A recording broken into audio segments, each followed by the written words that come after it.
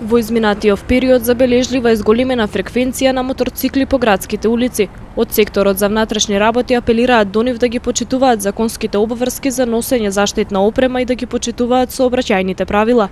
Во спротивно ќе се соочат со поднесоци за наплата на глоба.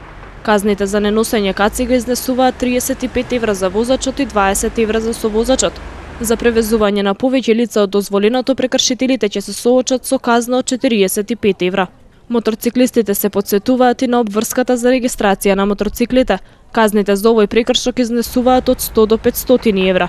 Во периодот што следи, контролните активности ќе бидат засилени со цел на времено интервенирање и исклучување од сообраќајот на прекршителите.